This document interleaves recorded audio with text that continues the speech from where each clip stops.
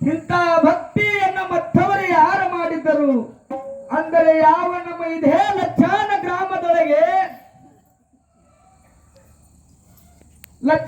ಗ್ರಾಮದೊಳಗೆ ಸಿದ್ಧಲಿಂಗ ಮುತ್ಯನ ಶಿಶುಮಗನಾದಂತ ಸಿದ್ದಪ್ಪ ಉತ್ನಾಳ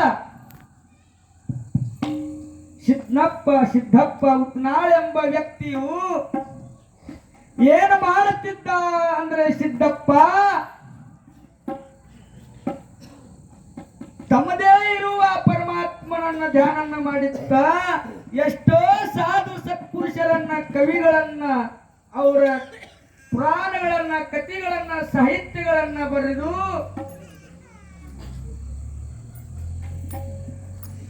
ಎಲ್ಲಾ ಸುತ್ತ ನಾಡಿಗೆಲ್ಲ ಅವರ ಕೀರ್ತಿಯನ್ನ ಬೆಳೆಸ್ತಿದಲ್ಲ.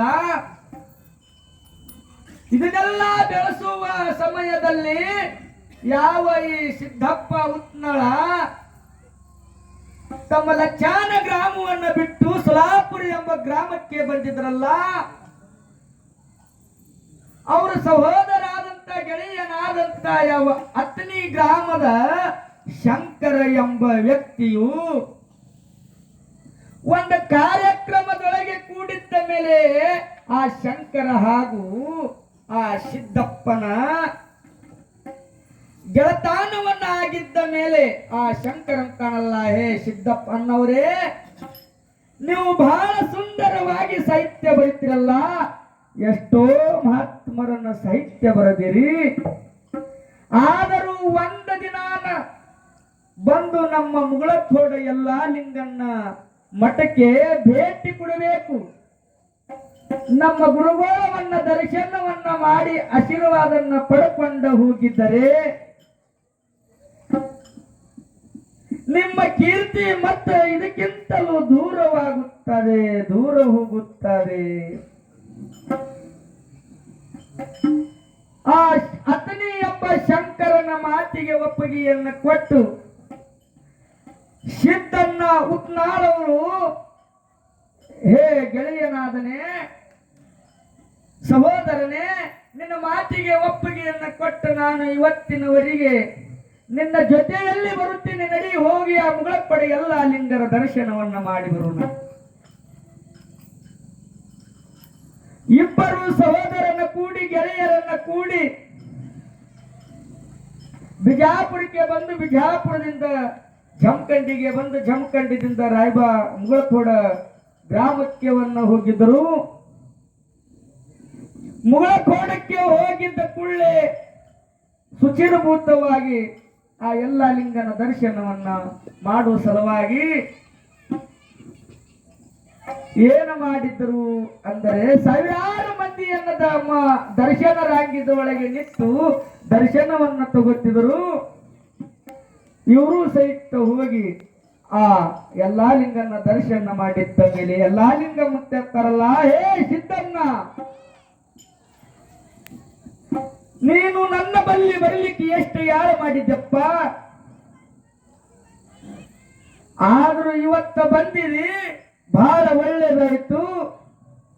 ನನ್ನ ಆಶೀರ್ವಾದ ನಿನ್ನ ಮೇಲೆ ಸದಾನ ಕಾಲದಲ್ಲಿ ಇರುತ್ತದೆ, ಆದರೆ ನನ್ನೊಂದು ಕೆಲಸ ನೀನು ಮಾಡಬೇಕು. ನಾಳೆ ಬರುವ ಲಚ್ಚಾನ ಜಾತ್ರೆಗೆ ಲಚ್ಚಾನ ಸಿದ್ದಪ್ಪ ಮಹಾರಾಜರ ಚರಿತ್ರೆಯನ್ನ ನೀನು ಬರೆದು ನಾನು ಸಿದ್ದಪ್ಪ ಮಹಾರಾಜರ ಜಾತ್ರೆಗೆ ಬರುತ್ತೇನೆ, ನೀನು ಅದನ್ನು ತೆಗೆದುಕೊಂಡು ಬರಬೇಕು. ಅಲ್ಲೇ ನಾವು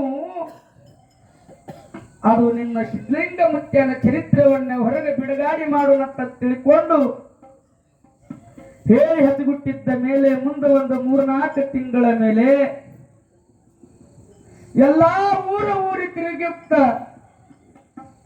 ಲಚ್ಚಾನ ಸಿದ್ಧಲಿಂಗನ ಚರಿತ್ರೆಯನ್ನ ಬರೆಯುತ್ತ ಯಾವ ಸೊಲಾಪುರದ ಉತ್ನಾಳ ಸಿದ್ದಣ್ಣ ಎಂಬ ವ್ಯಕ್ತಿಯು ಚರಿತ್ರೆಯನ್ನ ಪೂರ್ಣವಾಯಿತು. ಸಾವಿರಾರು ಪುಸ್ತಕ ಗ್ರಂಥವನ್ನು ಛಾಪಿಸಿ ಪ್ರಿಂಟವನ್ನು ಮಾಡಿ ಎಲ್ಲಾ ಸಾಹಿತ್ಯನ ಪುಸ್ತಕವನ್ನು ತೆಗೆದುಕೊಂಡು ಲಚ್ಚಾನ ಜಾತ್ರೆಗೆ ರೈಲ್ವೆಯಲ್ಲಿ ಇಟ್ಟುಕೊಂಡು ಬಂದಿದ್ರಲ್ಲ, ಮಧ್ಯರಾತ್ರಿಯಲ್ಲಿ 8-9 ಸಮಯದಲ್ಲಿ ರೈಲ್ವೆ ಬಂದು ಲಚ್ಚಾನ ಗ್ರಾಮಕ್ಕೆ ನಿಂತು ಅವರೆಲ್ಲನ ಇಳಿಸಿ ಮರಳಿ ರೈಲ್ವೆ ಸಲಾಪುರ ಎಂಬ ಗ್ರಾಮಕ್ಕೆ ಹೋಗಿದ್ದ ಮೇಲೆ 10-11 ಗಂಟೆದ್ದ ಆದ ಮೇಲೆ ಆ ರೈಲ್ವೆ ಸ್ಟೇಷನ್ ಮೇಲೆ ಯಾರ್ಯಾರು ಇರಲಿಲ್ಲ. ನಾನು ಇನ್ನು ಏನು ಮಾಡಬೇಕು? ನಾನು ಇನ್ನು ಯಾರಿಗೆ ಕೇಳಬೇಕು? ಇವು ಸಾವಿರಾರು ಪುಸ್ತಕ ಅದವೆ, ಇವರನ್ನು ಯಾರನ್ನ ಒಯ್ಲಿಕ್ಕೆ ನಾನು ಯಾರಿಗೆ ಕರಲಿ? ಒಜ್ಜಾಗಿದ್ದಾವೆ, ನಾನು ಹ್ಯಾಂಗ ಹೊತ್ತುಕೊಂಡು ಹೋಗಲಿ? ಇಲ್ಲೇ ನಾನು ಹ್ಯಾಂಗ ಇರಲಿ ತಂದು ಮನದೊಳಗೆ ಸಂಕೋಚವನ್ನು ತಂದು ನಿರಾಶದಿಂದ ಒಂದು ಮೂಲೆಯೊಳಗೆ ಕುಂತಿದ್ದ ಮೇಲೆ ಆ ಸ್ಟೇಷನ್ ಹಿಂದಿನ ಮಗಲ ಒಬ್ಬ ದೊಡ್ಡ ನಮ್ಮ ತಬಲಾ ಮಾಸ್ತರ್ ಅಂತ ಸಾವ್ಕಾರ ಅಂತ ಪೈಲ್ವಾನ ಕುತ್ತಿದವ್ರು ಬಂದ್ರಿ. ಮೈ ಒಳಗೆ ಧೋತ್ರ, ಬಂಡಿ, ಅದ್ರ ಮೇಲೆ ನೆರು ಶರ್ಟ್ ಅಂಗಿಯನ್ನು ಹಾಕೊಂಡು ತೆಲಿಗೆ ಟ್ಯಾವಲನ್ನು ಸುತ್ತಕೊಂಡು ಬಂದಿದ್ದರು. ಆ ಪೈಲ್ವಾನವನ್ನ ಕೇಳುತ್ತಾರಲ್ಲ, ನೀವು ಯಾರಿದ್ದರಪ್ಪ? ಇಂಥ ಮಧ್ಯರಾತ್ರಿ ಇಲ್ಲಿ ಸ್ಟೇಷನ್ ಮೇಲೆ ಯಾಕೆ ಒಬ್ಬರೇ ಕುಂತಿದ್ರಿ?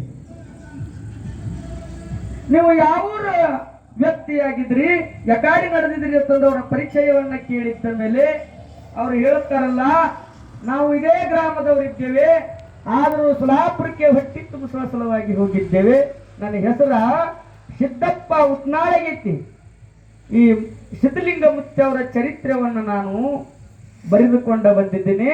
ನಾಳೆ ಮುಂಜಾನೆ ಇವತ್ತು ಉದ್ಘಾಟನೆ ಆಗೈತಿ, ಇವು ಒಯ್ಬೇಕಾಗಿತ್ತು. ಒಯ್ಯೋ ಸಲುವಾಗಿ ಯಾರಿಲ್ಲ, ನಾನು ನಿರಾಶೆ ಆಗಿ ಕೂತೀನಪ್ಪ.